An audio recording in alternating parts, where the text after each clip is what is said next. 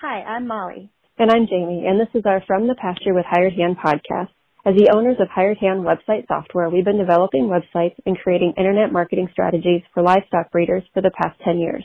The majority of our customers are involved in the breeding of registered animals, such as Texas Longhorns, Highland cattle, horses, and white-tailed deer, where the pedigrees are very important. The From the Pasture with Hired Hand podcast examines many of the differences in raising pedigreed livestock for maximum profit. Join us and learn what we're covering today. Okay, so today we have Hanna and Asa Steiner with us, and they are with C Lazy S Bar Ranch. How are you guys doing today? Good, and yourself? Good, thank you. Oh, who's the guest? That's Lily, one of our cats. Nice. Well, why don't you start just by telling our listeners a little bit about yourself? Sure. You want to go first? Well, my name's Asa. I'm fifth generation Montanan. I'm 23 years old, and I grew up in the agricultural industry on my mom's side of the family. My grandma grew up on a sheep operation in Livingston, and my grandpa did cattle over in Wilsaw. So fifth generation, that's pretty impressive. Yeah. And I'm Hanna Steiner. I'm 23. I'll be 24 on Monday. Happy birthday. Thank you. I was born and raised in Santa Cruz, California. I'm also fifth generation. But I did not grow up with any agricultural background. I grew up riding horses and being very involved in that. And I rodeoed a little bit in high school, and I started to get into more of the agricultural lifestyle in high school. And I knew that that was something I wanted to pursue. And I moved to Montana for college, knew I wanted a ranch, met Asa, and the rest is history. Nice. So the question that everyone's probably wondering with both of your backgrounds, because I didn't hear Longhorns mentioned in it, is why Longhorns? Well, I've been around cows for most of my life, and then in high school kind of got out of it because, high school, you want to do other things. And then knew I always wanted to come back to it. I just didn't know how. So we actually started off with Angus, and then one day I was on Craigslist, and I saw an ad for Longhorns. I'm like, oh, those are cool. And so I did some research on them, and I pretty much decided from my research, like, oh, these would be pretty much perfect for us just because where we're at, we're kind of a more arid climate comparatively to the rest of the state. And then they're also pretty and productive. So who doesn't like them? Did you agree, Hanna, or what did you think? Yeah, I remember Asa coming home one day, and at the time, we just had just a few Angus calves. Obviously, we're young. We didn't have any ranching stuff handed to us, so we kind of had to start from scratch. And Asa comes home and he says, "So, hear me out.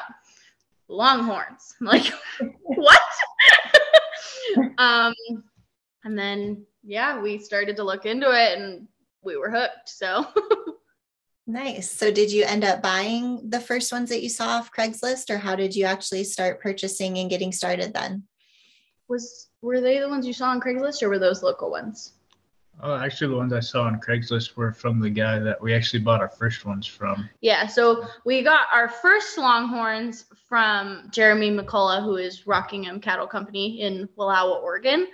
And Asa had initially seen them on Craigslist, and then we reached out to him. He got us connected with his website, and we got to know him some more. So we got our first 5 cows were from him, and then almost immediately after that, we started watching the auctions through Hired Hand, and we immediately got several more at auction at the Butler Breeder sale and the Deep in the Heart of Texas sale. And that was from McIntyre Farms, T.S. Adcock, and JKG Longhorns. So it all kind of happened at once. So you didn't let the fact that you were purchasing from sales in Texas and other places stop you then, which sometimes I think can be intimidating for folks that are just getting started. So I know this question wasn't on our list, but maybe tell us a little bit about how you felt comfortable doing that, if you researched hauling before you made those purchases, or if it was kind of spur of the moment and you got it lined up after. Talk us through that a little bit. Yeah, so the first auction we ever watched was the Butler Breeders' sale.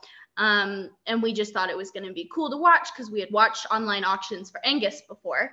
And we're sitting there, getting in the moment and watching, because we were interested to see what sort of price range the cows were going to go for. And we're watching and we're like, oh my gosh, these are so affordable. We need to get one. And it just, in the moment, it was like, this one, let's bid on this one. Nobody's bidding, let's bid on it.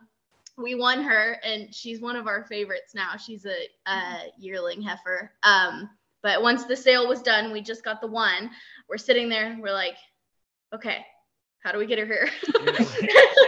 We didn't really think that through. No, it was definitely a spur of the moment thing, but we talked with the auctioneer after, and they said, oh, no worries, we've got plenty of haulers here. And he put us in contact with Cody James. Actually worked out pretty good because he has friends up here kind of in we call it close by, but it's like 200 miles to the east of us. So the bigger cities in Montana, Billings, he's got friends outside of Billings, and they actually wanted him to haul some cows back down to Texas. So he's like, well, I'm coming up here, so I'll just haul your cows up here. And then he texted me, and he's like, I'm going to be at the Deep in the Heart of Texas sale. And we're like, oh, sweet. Let's buy awesome. More. So we ended up getting 2 more from that sale. 3. Yeah, I guess Senorita and Chief were a pair. But so, yeah, and then he just came on up, and we met him in Billings, and I was kind of got lucky there. I'll say that. It worked out pretty well. So he supported your addiction a little bit then. Absolutely. Yeah, for sure. Absolutely. But you were happy when you got them all home. You liked them all. They were what you thought. Yeah. Honestly, I don't know about you, but I've found, when we're purchasing Longhorns, it's always, through a webcam or something like that. And it's sometimes it's hard to tell if they're going to be as great in photos as they will be in person. And I can honestly say that every single cow that we've gotten has exceeded expectations. Our very first cow that we ever got, her name's Dixie Butler. We got her and her calf. And in the photos, it was like, oh yeah, she'll probably be nice. And then we got her here and it was like, oh my gosh, she's beautiful. And she was so much prettier than we expected. So definitely we're very happy with every cow that we have. Nice. Because how many head are you up to now? We only have 12 right now. So you've been consistently adding to it though. So now that you have about a dozen, what's your favorite part? What are you enjoying about it? What's your favorite part? I really enjoy all of it, all aspects of owning cattle, but probably feeding. I like to see them every day, and going down and throwing out hay lets me hang out with them, and they're just really relaxed, and I really get to spend time with them and kind of learn each one of their personal personalities, I suppose. Yeah. So I really enjoy that aspect of it for sure. Yeah. I think I would agree. Oh, I was just going to ask if they're on your property that you can see them every day, or if you have to go, drive a ways to see them or not.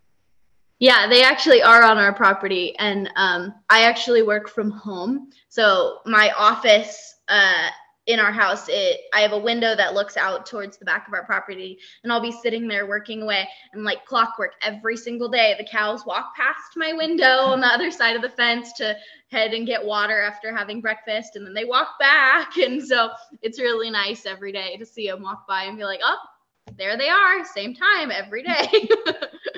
Nice. Yeah. So is there one, when you say you're getting to know their personalities, is there one that stands out? Do you have a favorite? Jakers. you ask me that tomorrow and I'll tell you a different cow. But probably our young black and white bull Jake, he's just really relaxed, and he doesn't. He's a character for sure.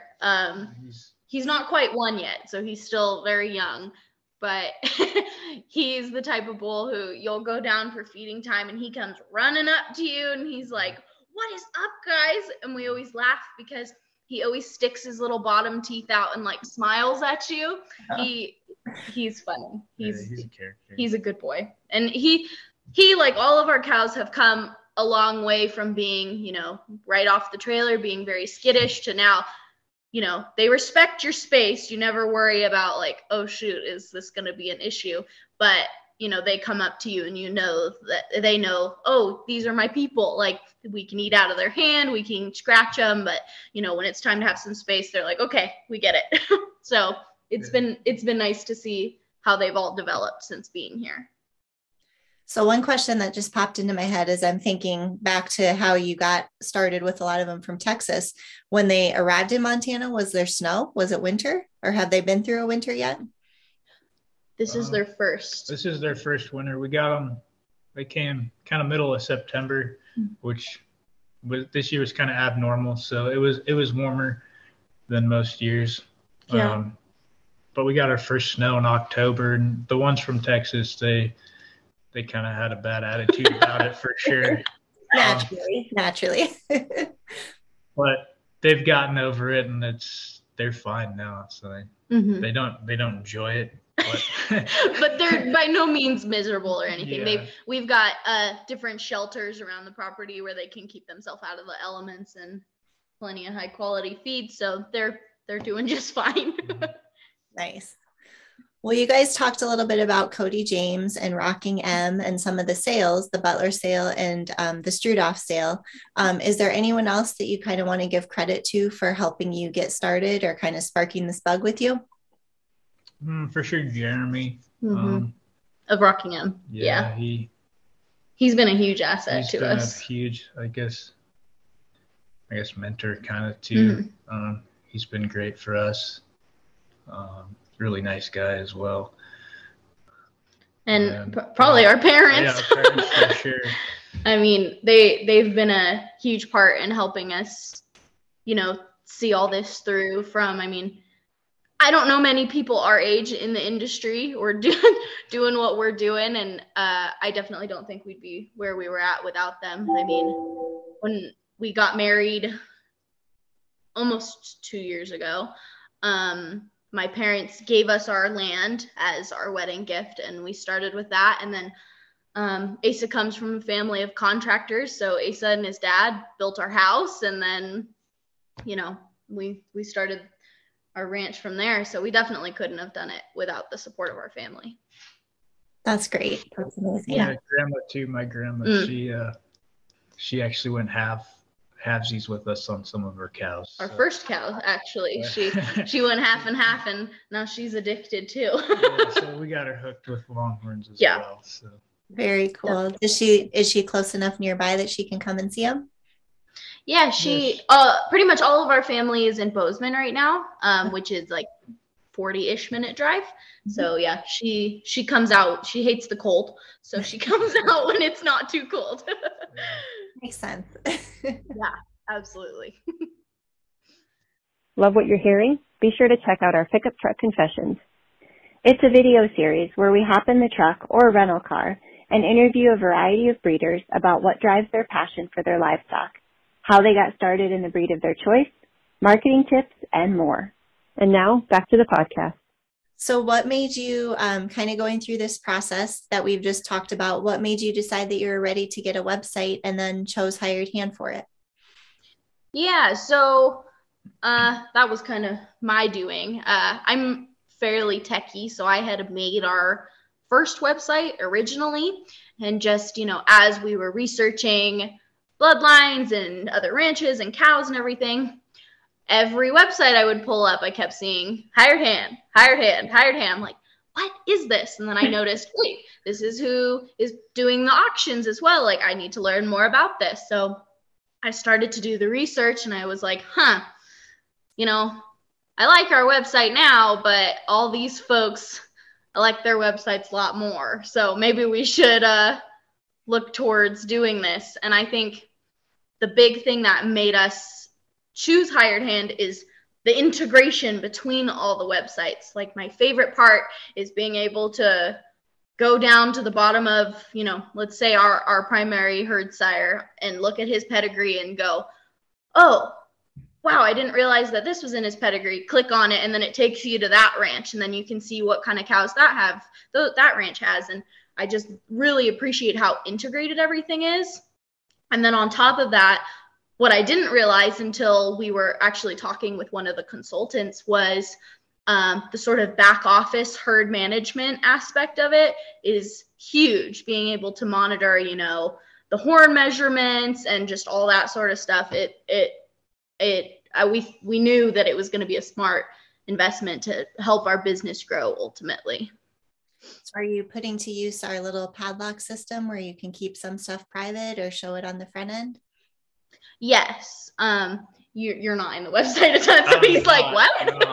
No, he's not a techie guy, but yeah, there's definitely stuff in there where, I in their little bio section where you put all their information in, I fill up every single box, but there's a lot of that info where I'm like, less is more when it comes to the actual homepage. So we'll just keep that stuff in the back office. Yeah. So having had a site before and then kind of switching over to us, what other, besides the animal portion, what else did you put special consideration in, or how did you kind of decide to set yourself apart with your content or your design or those sorts of things? Well, after going on a lot of the other ranches' websites, I just found that they're really clean and well put together websites. And, I didn't really have a plan for what we wanted.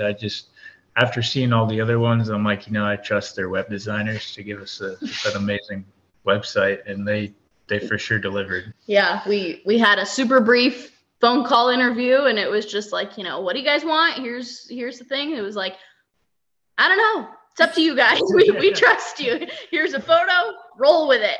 And a few days later, we got several proofs back, and it was like, oh my gosh, this is so much better than what we had. This is fantastic. And it was hard to pick a proof. They were all really stellar. Yeah. Really good. So. Yeah.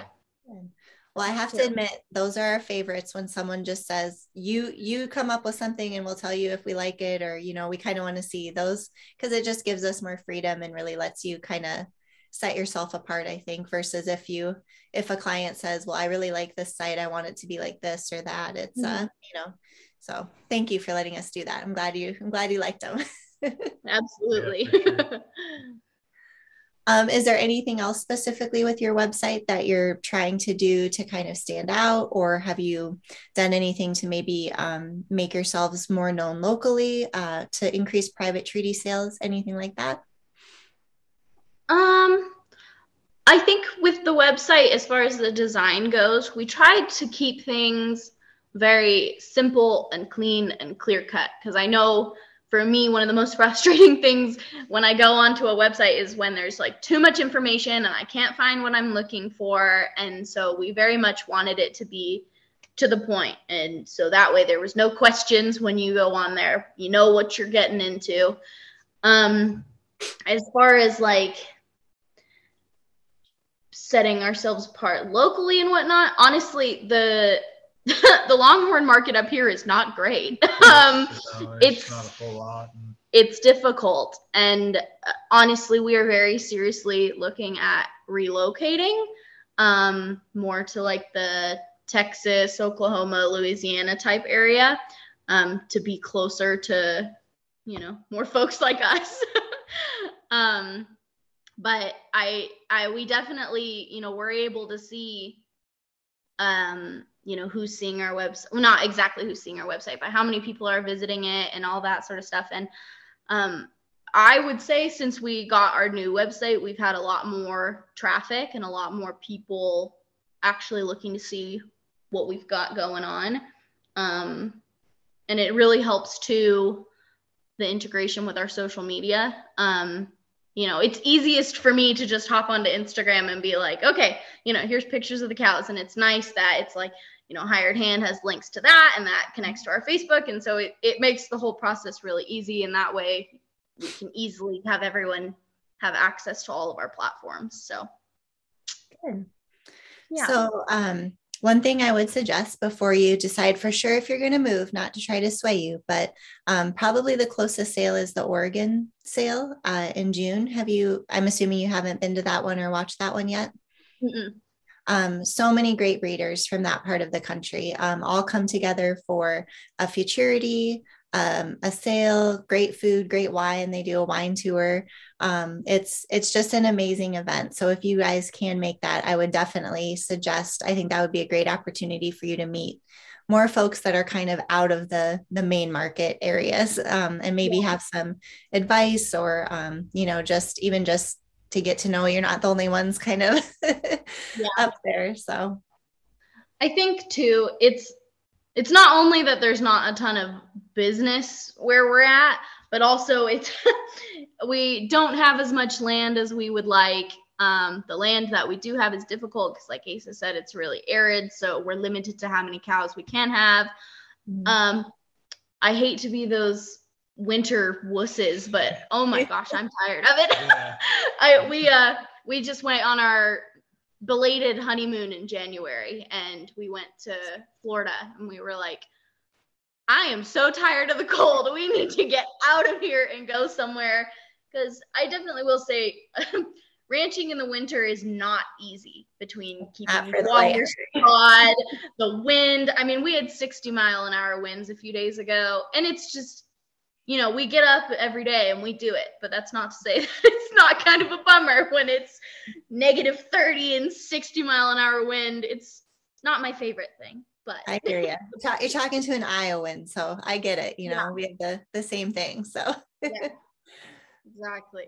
So we're going to do some traveling, go to different sales in different parts of the country and really look and see where might be the best area for us before we make any sort of decision. It would probably be several years out before we did that.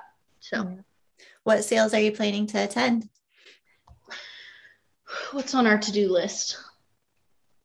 Horn Showcase. Definitely want to go to that. Yeah, that's true.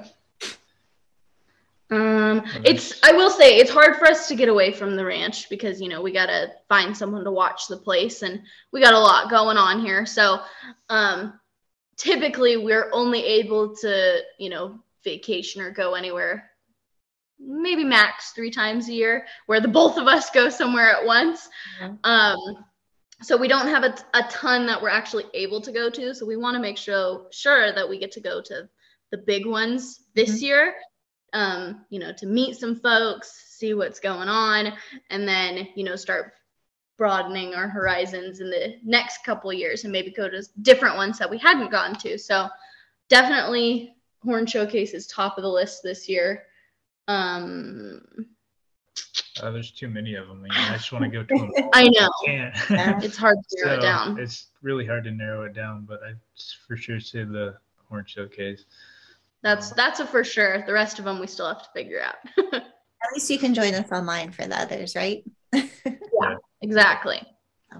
The podcast that we actually recorded a podcast right before yours this morning. And so we do, for every sale that hires us to do the internet bidding, we do a podcast about that sale.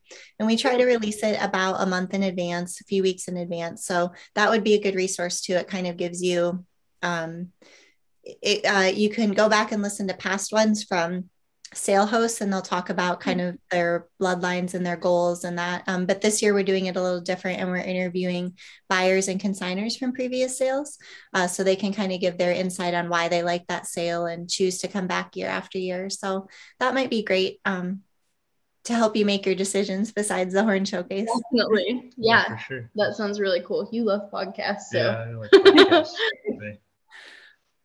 Well, is there anything else before we ask our last question here? Is there anything else that you all want to share about yourselves, your breeding program, anything like that? Well, maybe our breeding program a little bit. Obviously, we've barely been doing Longhorns for a year. it's very much in its infancy. We're trying to grow the business, but we just got our first like fancy bull, in our opinion. His name's Iron Tiger. He is gorgeous. He's a gorgeous brindle bull. We really, really enjoy him. So I think top of the list is we're working on getting him AI certified. And we have, of the cows that we bought, they all came bred. So we're expecting some calves, honestly, in the next couple weeks. Yeah, pretty much any day we could have one. Yeah, and so anytime from now through May, we've got calves rolling out. So we're excited to see those.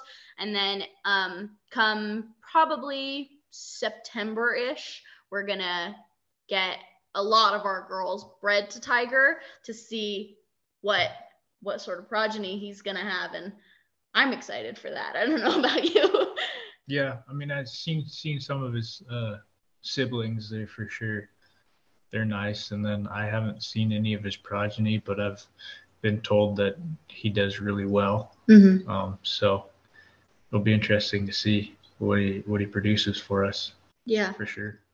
That's awesome. And he's on your website, I'm assuming. Yes. Yep. Absolutely. Just can go there to check him out, or your social media. I know you do a great job of that too. So. Yeah. Yep. Nice. All right. Well, so here's our last question. We ask this to everyone that we do these with. So what is your favorite hired hand website aside from your own? You can answer that one. Cold Copper Cattle Company. Theirs is awesome. I really like it. Yeah. I think we had a hard time thinking about that. We were like, who is our favorite? Because there's so many great ones, and everyone's is so individually tailored to them. But I think they're definitely a standout. Yeah. What do you like most about it?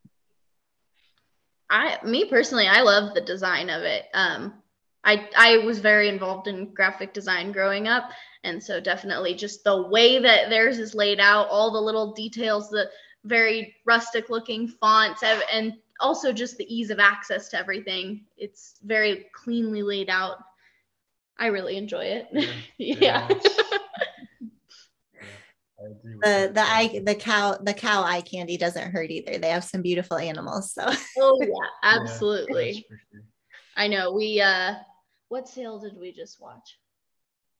Oh, the Cowtown Classic. Yeah, we were watching the Cowtown Classic, and they had quite a few cows in there. I think they had, if we were going to be buying at that sale, they had the cows that we wanted. But I had a cow that I really wanted, but I wasn't able to make it happen. So yeah. Oh well, that's life. You can't buy them all. Wish we could. I wish we could, but you can't.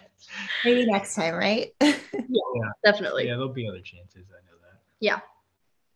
Perfect. Well, we'll be sure to link the Cold Copper site in our show notes, along with your site and your social media handles, so folks can reach out if they have any other questions. But thank you both for taking the time to join us today. What's the temperature outside right now? What is it? It was -2 this morning, but I think it's above 0 now. So right. That's good. Oh, we're 13 here, so you guys win. Oh gosh, yeah, it's supposed to be getting warmer now, but we'll see. Well, stay warm, and thank you again for joining us. Yeah, thank you so much for having us. We really appreciate it. All right, have a good one. Thanks, you too. You too.